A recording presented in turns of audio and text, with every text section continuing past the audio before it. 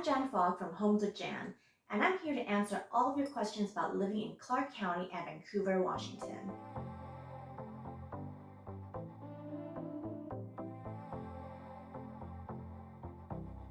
Maybe you're a local trying to save up for your first home, or you're looking to relocate to this beautiful city. But with all of this talk about recession and inflation, I'm sure you're asking yourself, can I afford a home here? Within the last decade, the median home price more than doubled from $215,000 to $525,000, while the median family income only went from $75,000 to $106,000. There's no question that many residents are struggling to find affordable housing right now. But what we're looking at today is the affordability index set out by the NRA to see how affordable is Clark County compared to Portland, Seattle, or the rest of Washington. The Affordable Index comes from the National Association of Realtors, or NRA. Their formula calculates that a typical buyer is putting 20% down, taking out 30-year conventional loan, and they're buying a single family home in the median price range. An index of 100 means that the family has exactly enough to qualify for a mortgage. More than 100, and they can more than afford that mortgage. And lower than 100 means they are less likely to qualify for a mortgage. Unsurprisingly, as of June of 2022, the Clark County Affordability Index is at 93, an all-time low. But just for comparison, Portland is at 85, Seattle is at 78, and the entire state of Washington is at 86. Now, I know those numbers are depressing, but I think we can learn a few things from these numbers.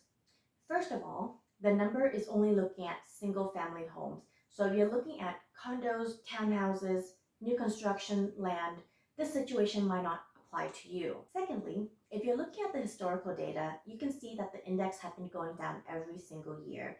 And the house price average have gone up every single year, with the exception of the 2007-2008 recession. And that means that right now is the second best time to buy. The best time was yesterday. But until we invent time travel, there's nothing much we can do about it. But what can you do? What can you control? First, your down payment.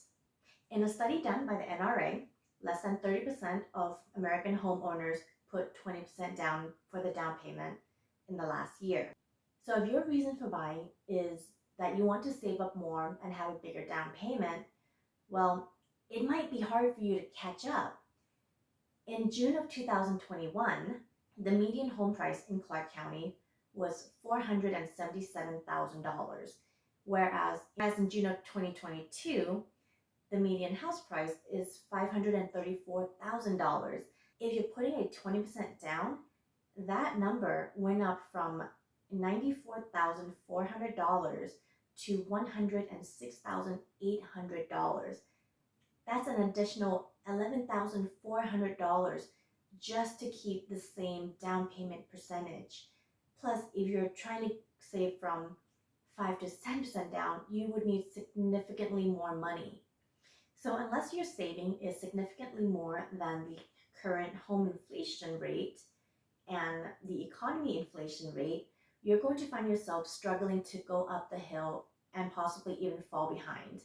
Instead, you should talk to your lender and see what mortgage program you qualify for and what your payment plan would look like. Number two, your debt. It's a pretty straightforward formula. The less debt you have, the more homes you can afford. Now, I'm not here to take away your avocado toast, but I'm here to talk about your car payments, your credit card debt, your student loan. Most people have anywhere between $300 to $500 a month for car payments. If you get rid of that, that's another $300 to $500 that can go towards your mortgage. So you could consider trading in your car into something that you can own outright. Or maybe you have a credit card that's anywhere between 20 to 30% interest. Maybe you can consolidate it into a credit card that has 0% interest for the next 12 months and then pay it down more quickly so that more of your money goes towards your debt versus the interest rate. And third, your wants and needs. Most people are looking for move-in ready homes, quartz countertop, huge backyard, great school districts. And that's totally understandable. Those traits are very desirable, but it also comes with a huge price tag. When you're shopping for a home, you should write down a list of must have and nice to have, and then prioritize what is really important to you.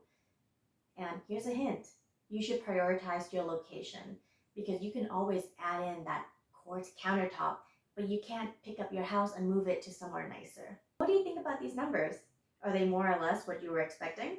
What other questions do you have about Clark County or Vancouver, Washington? I have more analysis coming your way, so stay tuned for my next video, and I'll see you next time. Bye! Hey, I'm Jen Frog. Ribbit.